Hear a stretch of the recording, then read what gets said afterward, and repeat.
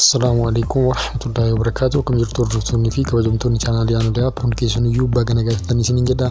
Har'as barnoota ajaa'ibaatii fi barnoota baraatii walitti deebinee jirra. Barnoonni guyyaadha kana barnoota isin barbaadan jedheetiin abdiin qabaa. Egaa kanaan duratti baga ramadaana jala bultii fi itti dhiyeenya magattis ga'e isiniin jechuun barbaada. Egaa guyyaadha kana kan isiniif qabadhee dhufee jiru karaa fiilmii kamiyyuu salphumatti buufachuu ni dandeenya. Oduu mana fiilmii tokko deemnee tuun feesifatiin isinitti agarsiisa. Egaa gara teelegiraamii keenyaa deemna jechuudha. Teelegiraamii keenya bira deemnee jenneen boodatti kanuma salphaadhaan sarchi goonee too fiilmii kamiyyuu odoo deemnee too achi hin buufatin ka fiilmii barbaanne ka ofii keenya barbaanne buufachuu ni dandeenya jechuudha. Salphumatti baay'ee salphaadha.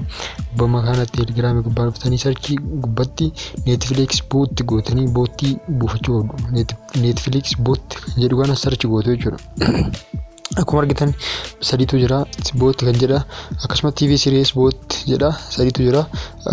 Sadiin keessaa kan dura irratti jiru san jechuudha. TV series boottiin chaanaaliidha. Tokko immoo guruupiidha. Tokko boottiidha jechuudha. Kan dura irratti san irratti kilik gootu jechuudha. Isin kunniin amma fakkeenyaaf jooyinii isin gaafata. Inni ammoo istaartii isin gaafachuu qaba. Sadiin keessaa kan dura irratti isin dhufu keessan irratti wal jalallee dabarsee isin dhufuu danda'a waan ta'eef isin ammoo kan dura isin dhufu kana istaart kan jedhee kan isin fidu kana irratti istaartii gootu jechuudha. Istaart akkuma gootaniin akkanatti ol isin fida. Series, movies akkasumas wantoota garaagaraa dagaleedhaan isin fida. Seriesii gootu jechuudha. Series fakkeenyaaf seriesii irra deebii godheera. Akkuma argitan kana akkanatti isin fida. Qubee ABCD shannoo isin fide qubee barbaadda wayii tuqutu fakkeenyaaf D tuqeera. Qubee fiilmichi irraa ka'u tokko tuqutu eega tuqxaniin boodatti fiilmii ofuma D irraa ka'u isiniif akkanatti isin fida. Fakkeenyaaf amma ani tokko tuqee jira.